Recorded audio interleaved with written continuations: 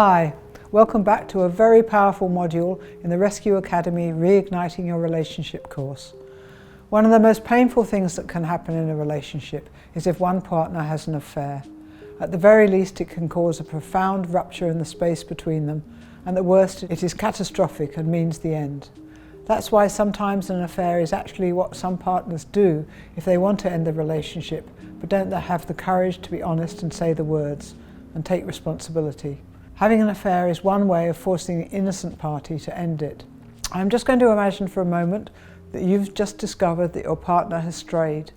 It may be a casual one-off fling, it might be something that's been going on for years, but you are absolutely rocked and you need to find out exactly what's happened and where you stand. Those things might be at the top of your mind, but at this point I'd encourage you to do some self-analysis too.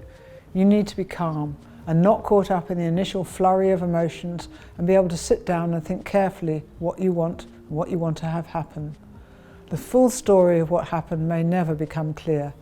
If you're obsessing about the details and want to know every little thing, it may be that this relationship is now over, and the sooner you accept that, the better.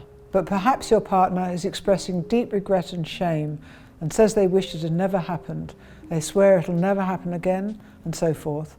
And then you have a choice.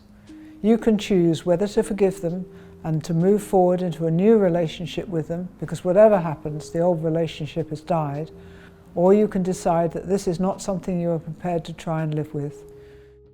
If you want to continue with your partner, you need to be able to accept, forgive, and find a way forward that builds a much improved connection between you. In my experience, affairs can be overcome, and indeed they can be the catalyst for a much better relationship with greater trust.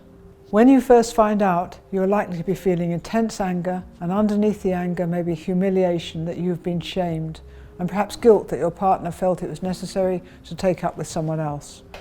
These are all feelings that are normal and natural, and it's helpful to tell your partner what's going on for you. Having the calm structure of the conversation dialogue that I'll give you in this module can allow this to happen, or being in the safety of a couples counsellor's room. In my view, when there is a strong connection between partners and the relationship is conscious, that is, each of you is aware what's going on for their other partner at a deeper level and what their deepest fears are, affairs are unlikely to happen. They are usually a non-verbal way of saying that something is wrong, something's missing, but the couple doesn't know how to express themselves. The immediate aftermath of an affair is not the time for further games or any refusal to return to the relationship. If the partner having the affair refuses to give it up or asks for time to see where it goes, they will deserve to find this relationship is over, unless they are prepared to attend to the severe wound that they've caused and take responsibility and help their partner to heal and for the relationship to grow. Further work is usually a waste of time. Either the couple is back in the partnership and trying hard to learn from what has happened, or they're not, and it's the end. Conscious uncoupling is another service that I offer, as do many couple counsellors.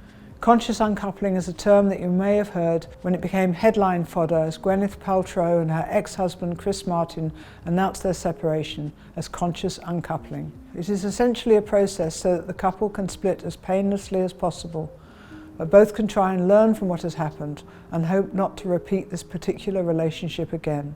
A conscious uncoupling also means that the impact on children is limited, which, as a psychotherapist, it is important to me, otherwise I will be seeing those children in my therapy room in 20 years' time.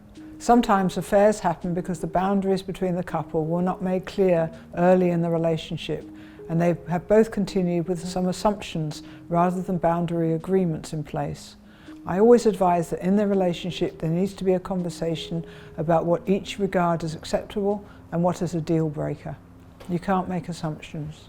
Some couples, for example, enjoy considerable freedom within the relationship to go out with other people, to see other friends, to go out with exes even, to have online conversations and other personal relationship. But there is a line which cannot be crossed, and that is usually sexual intimacy. For some individuals, sexual intimacy is not a boundary, and they feel able to separate sex from love.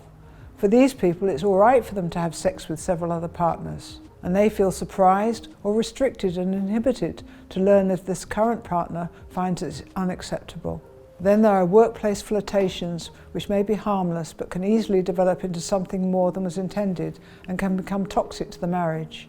Other people get jealous if they think their partner is flirting, but they genuinely don't think they are. They feel they're just being charming or have been misunderstood.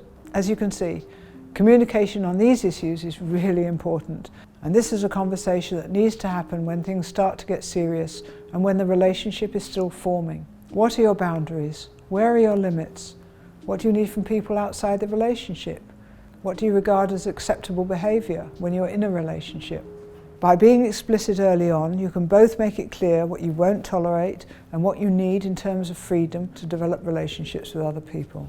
Let's explore what's needed to heal and grow the relationship which has experienced the severe trauma of an affair.